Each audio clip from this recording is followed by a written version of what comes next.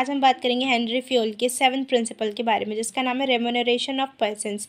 तो ये क्या कहता है? According to this principle the employees in the organisation must be paid fairly. ठीक है, उनका पेमेंट कैसा होना चाहिए? फेयर होना चाहिए, एटिकेट होना चाहिए, ताकि वो उनको क्या मिले? मैक्सिमम सेटिस्फेक्शन मिले। The employee should be paid fair, like wages मिले, लाइक उनको फेयर वेजेस सैलरी मिले उनके काम के अकॉर्डिंग। ठीक है, which would give at least a reasonable standard of living, ताकि वो अपनी अच्छी खासी ज़िंदगी को बिता पाएँ और उनको क्या मिले? स्टैंडर्ड ऑफ लाइफ मिले।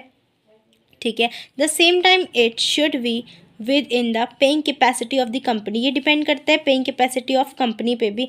The fair wages determined accordingly, अपनी कंपनी के हिसाब से क्या करा जाए कि उनको कितना पैसा देना है वो डिटरमाइन किया जाए। अब हम बात करते हैं, पहला क्या है? Financial capacity of the concern.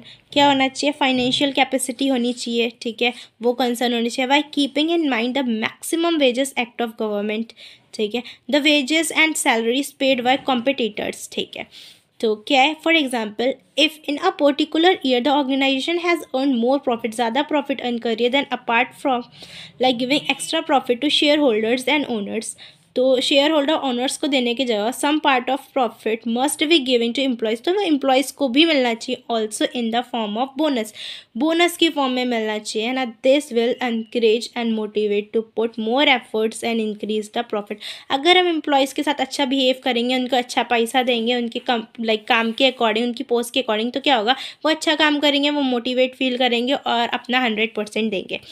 Positive effect क्या है? एम्प्लॉयज़ गेट मोटिवेटेड, वो मोटिवेटेड रहते हैं। Devotion and commitment of employees improves. ठीक है, वो क्या होता है? उनका कमिटमेंट और डिवोशन क्या हो जाता है? इम्प्रूव हो जाता है। कॉन्सिक्वेंसेस क्या है? Increase in turnover of employees, dissatisfaction and demotivation of employees. ठीक है, रेम्यूनरेशन ऑफ पर्सन क्या होता है? पे fair and etiquette wages and salaries. Pay fair wages so that employees can maintain maximum or minimum standard of living.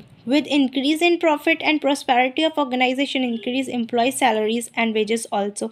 Sharing of gains with employees match with scientific principles of harmony, not disorder. ठीक है, पे as per financial capacity. ठीक है, firm की capacity उतना ही pay करें। Employees are not working only for happiness, सिर्फ हैप्पीनेस खुशियों के लिए काम नहीं करता ऑर्गेनाइजेशन में, they also work for remuneration, अपनी सैलरी के लिए भी काम करता है। वो अच्छा कमाएगा तभी तो अपना घर चला पाएगा ना, इसलिए उनको अपनी कंपनी के हिसाब से उनको अच्छा पे करना चाहिए ताकि वो मोटिवेटेड रहें, और उनको बोनस भी देना चाहिए।